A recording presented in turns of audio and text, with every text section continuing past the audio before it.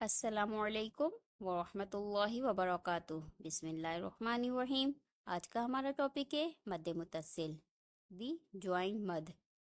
آج کی کلاس میں ہم سیکھیں گے مد متصل کیا ہوتی ہے اور قرآن مجید کے اندر ہم اسے کیسے پڑھتے ہیں اور اس کے کھینچنے کی مقدار کتنی ہوتی ہے۔ اب مد متصل کے قاعدے کی طرف آتے ہیں۔ اگر کسی لفظ میں حروف مدہ کے بعد حمزہ آ جائے اسی لفظ میں تو وہ مد متصل کہلاتا ہے اور اس کے کھینچنے کی مقدار 4 حرکت یعنی کہ 4 سیکنڈ کی ہوگی۔ حروف مدہ ہم نے پریویس کلاس میں پڑھے ہیں، آپ وہ واچ کر سکتے ہیں۔ اب ہم اسے مثال کے ذریعے سمجھتے ہیں۔ اذا جاء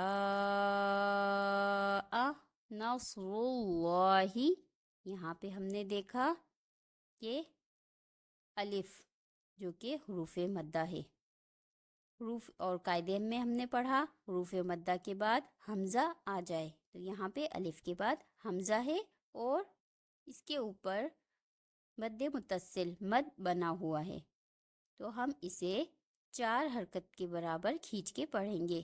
اذا جاء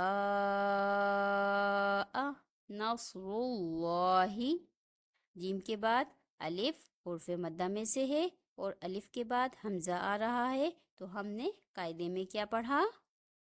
حروف مدہ کے بعد حمزہ آ جائے اسی لفظ میں تو وہ مد متصل کہلاتا ہے۔ ایک اور مثال دیکھ لیتے ہیں۔ سواء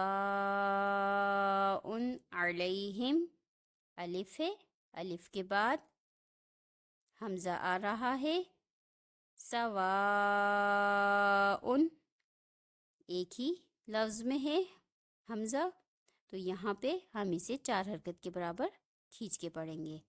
اب واو مدہ کے ساتھ مثال دیکھ لیتے ہیں۔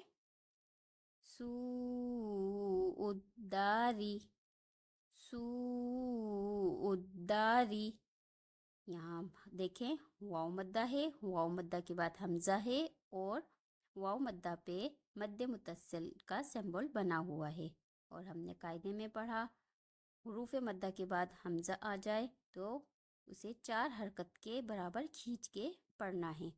سوء الداری۔ مجھے امید ہے آپ لوگوں کو واو مدہ سمجھ میں آ گیا ہوگا۔ اب ہم یا مدہ کو دیکھ لیتے ہیں۔ وَجِیءَ یَوْمَئِذٍ، یہاں دیکھیں یا ساکن ہے، یا مدہ ہے، اس کے بعد حمزہ اسی لفظ میں آ رہا ہے۔ قاعدے میں ہم نے پڑھا حروف مدہ کے بعد حمزہ آ جائے تو ہم اسے 4 حرکت کے برابر کھینچ کے پڑھیں گے کیونکہ یہ مد متصل ہے۔ وَجِیءَ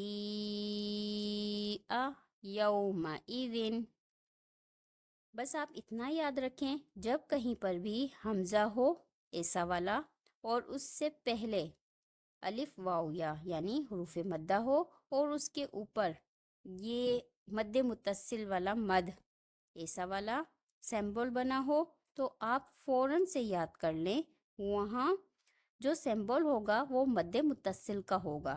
شرط یہ ہے کہ یہ حمزہ اسی لفظ میں ہو، ایک ہی جگہ ہو، الگ نہیں ہو۔ مجھے امید ہے آپ لوگوں کو آج کا جو قاعدہ ہے وہ سمجھ میں آ گیا ہوگا، مد متصل اچھے طریقے سے سمجھ میں آ گیا ہوگا، لیکن اگر پھر بھی سمجھ میں نہیں آیا تو کمنٹ باکس میں کمنٹ کر کے مجھ سے معلوم کر سکتے ہیں۔ اس کے ساتھ ہی مجھے اجازت دیجیے، دعاؤں میں یاد رکھیے گا۔ اللہ حافظ۔